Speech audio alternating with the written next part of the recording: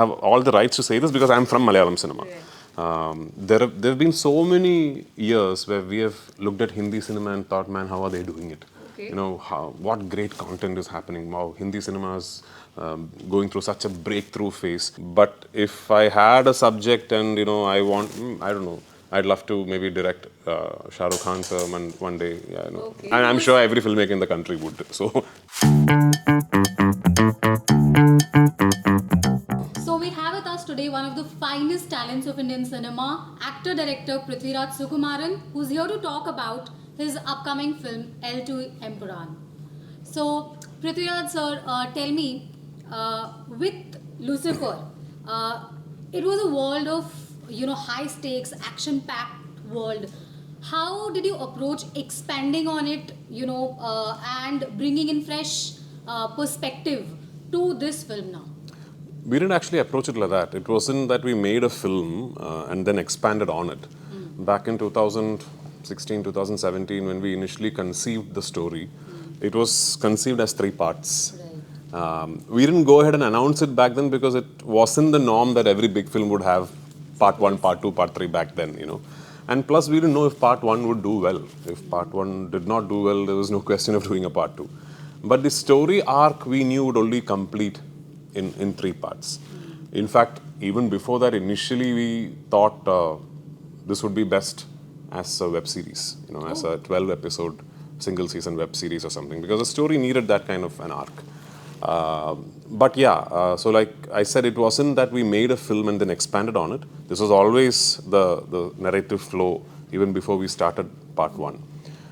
But having said that, yes, you know, when material is written, you have to keep reviewing it as time progresses. And there's been significant changes from when Lucifer Part 2 was initially written to when it's being done now. In terms of our socio-economic, you know, circumstances, what is happening in the world and all that. But yes, it is a progression in terms of story from Part 1. Having said that, a lot of incidents that happened before Part 1 also forms the narrative crux of Part 2. But we were very keen to make a film that will also serve as a standalone cinematic experience. So for people who have seen Part 1, you will probably enjoy this film more. You might probably understand throwbacks. You might probably comprehend what some characters mean when they say something better. But even if you haven't seen Part 1, it's not going to be that you're not going to understand what Part 2 is talking about or the story of Part 2. So that's how we have tried to make this film. How successful we have been, I guess we'll know on the 27th of March. So you're saying that these are also individual films that sort of come together and make one universe? Yes. So, on that I have to ask, globally, in fact, we are seeing this entire trend of sequels and franchises. How do you look at this, and why do you think such a trend has come about? Well, I mean, the trend is popular because it makes business sense. That's actually the truth of it, you know. The trend is popular because, let's say, a director makes a film and that film is a huge success. And if you make your next film and you say it belongs to that universe or it's a continuation of that particular story, immediately the interest spikes. Immediately, even things like the same platform, the same streaming platform now thinking, oh, we need to have that film because it's, you know, from the same series and all that. So it makes business sense. But ideally, that shouldn't be the driving force behind doing this. It should be that your story needs to be told across so many films, or your story needs that kind of runtime to be completed. So I think if you go back to the beginning of the trend, which is, I'm sure there were other films before that, but I think the trend became popular from Bahubali, you know.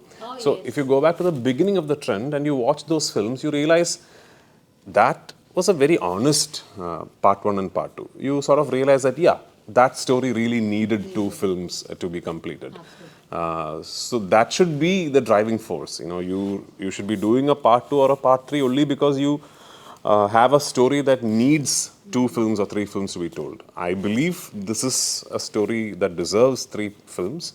And unlike Part 1, where we finished the film at a point where we knew that even if a Part 2 is not going to happen, history will still look at Lucifer Part 1 as a standalone film and it will still be a complete tale. But we are taking a chance with part 2 because at the end of part 2, I think the audience will walk out of the theater thinking, oh, now to understand the rest of the story, we will have to see part 3. Yeah. Ah. Is it also because with more access to now OTT platforms, audience is consuming long form content and they want a character to have an arc. No, you can't. I don't think you can mix the two because basically streaming services and theaters serve completely two different forms of viewer engagement. One is for community viewing. Theaters are for you to walk into a big hall with 500 people, switch off the lights in complete darkness, preferably switch off your mobile phones, and only have communication with the screen, nothing else. And what is a wonderful facet about community viewing is the community becomes part of your experience because if there is a clapworthy moment, 500 people are clapping with you. If you're laughing, 500 people are laughing with you. So that becomes part of your viewing experience. So that's a completely different form of serving content. In streaming services, it's a very personal equation. It's between the screen and that single viewer. And it also gives you the liberty of pausing, taking a phone call, switching off, watching the rest of it the next day. So feature films that release theatrically and content that is made for streaming services are completely two different formats of entertainment. Yeah, the crafts remain the same in terms of filmmaking, cinematography and all that, but the way you envision it, the way you write it and the way you serve it are completely different between the two. So you spoke about being an accidental director Yeah. last evening. I want to understand with Lucifer, of course, you made your directorial debut. When you move on to the next chapter, so to say, are there apprehensions कि इसको और बड़ा कैसे करेंगे? How do I expand on the already larger than life universe that you've presented to the audience? Well, so bada kaise karenge is never the question. That is easy to do. Okay. That is easy to do if you have producers with enough conviction upon your vision. Yeah. Just to make grand visuals is actually pretty easy to do. So the pursuit should never be the scale. What is the honest propagation of the story that I'm saying? Now, at the end of part 1, I have told you that this character called Qureshi Abram lives in a world that is so big and even beyond the magnitude of your imagination. Yeah. And in part 2, I now have to take you into that world. Now, I still can't fool the audience saying it's very big, but I'm not going to show it to you. I can't fool the audience doing that. I can't take the easy way out. I have to actually take the audience into that world that I claimed exists at the end of part 1.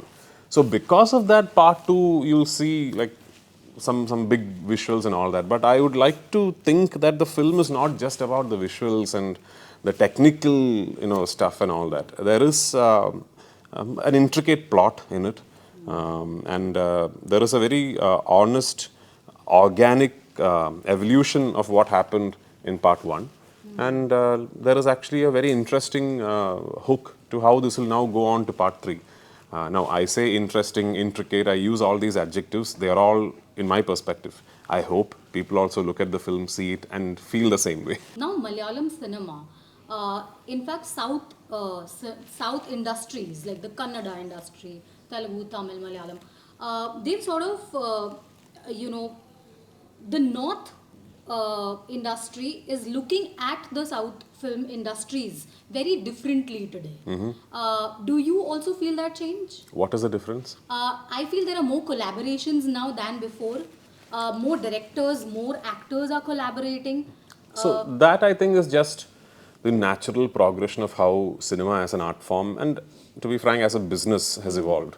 This was sort of anticipated. I've said this many times, especially to media in Bombay and the North, that I remember in 2011 I met Karan Johar long back. I think it was 2011. Yeah, I met Karan Johar where he had offered me one film in an anthology that he was directing. I forget the name. And I remember Karan telling me back then that, Prithvi, we are actually going to go into a time where There's going to be a lot of migration of talent to this side and that side. And soon, we are going to have a situation where, South actors are working here, North technicians are working there. And we are getting there now, we are getting there. Although we still say, yeah, cinema from the South, cinema from from Bollywood, and all that terminologies are still being used. Today, when a big film releases, like Pushpa 2, I mean, Yes. I don't know if somebody sitting in Orissa or Jammu and Kashmir relates to Pushpa as a Telugu film. They would be thinking it's a Hindi film, So more and more films, more and more filmmakers are now able to break through and sort of serve films where you don't really know where they are coming from or what, who they belong to, but it's acceptable and it is resonating to everyone. Yeah. Also with Malayalam cinema in particular, there's been an incredible streak of success with Manjumal Boys, Marco for that matter, Premalu, and all of these films. There's a lot of experimentation with the genre, and again, very the approach to storytelling is very different. How do you see this entire thing with the people also accepting and resonating with the kind of content being made in Malayalam? Yeah, I mean, Malayalam cinema is going through a great phase where we are now consistently coming up with great content, and we have really talented filmmakers and actors and producers backing that content, which is wonderful. I hope this phase never ends, But I don't really agree with this narrative of Malayalam is the only cinema that's great and all that.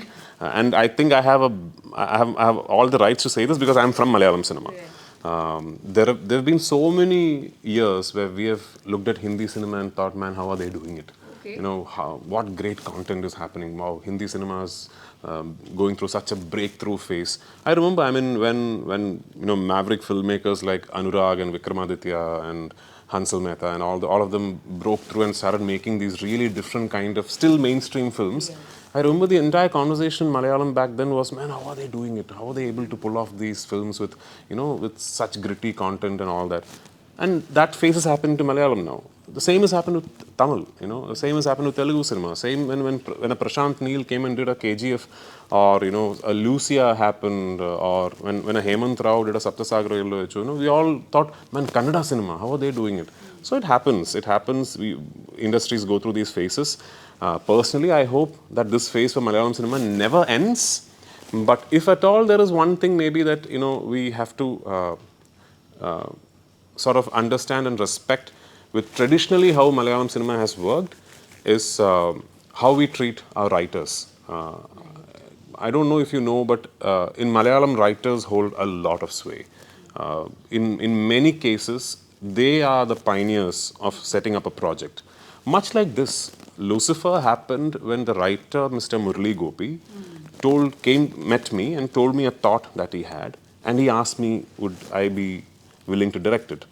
And I said, yeah, I'd love to direct this. And he then calls Mr. Mohanlal and tells him, Prithviraj would like to direct this. Would you be okay with that? And Mohanlal says, yeah, let's do this. So the writer is the one who sort of sparks the beginning of a project. I don't know in how many, at least in other industries, I think it's maybe the production houses or the directors. So that's traditionally been the way Malayalam cinema has worked. And I do think that writers being the cornerstone really does make a difference, especially since cinema at its most basic form is still a literary craft. Okay. Yeah. I just have one what if scenario to play with you. I'll give you a hypothetical situation and you can respond to it. Okay. So, what if you had to choose one genre to make films in for the rest of your career? What would that genre be?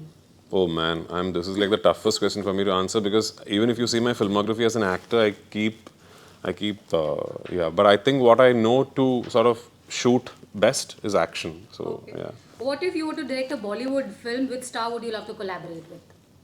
So again, I mean, coming from Malayalam cinema and coming from the kind of cinema that I have made, we really don't think of who are we going to work with at the beginning. It's about what am I working on. But if I had a subject and I want, I don't know, I'd love to maybe direct Shah Rukh Khan's film one day. Yeah, Okay. And what if And you I'm was- sure every filmmaker in the country would. So What if you were on an island and you had to take one of your L2 Empuraan co-stars with you? Who would you take? on an island. Yeah. Yeah, maybe, my co-stars or technicians. Anybody from the film? If the technician, I'd probably take Murli because we'd sit and write the next film. Yeah.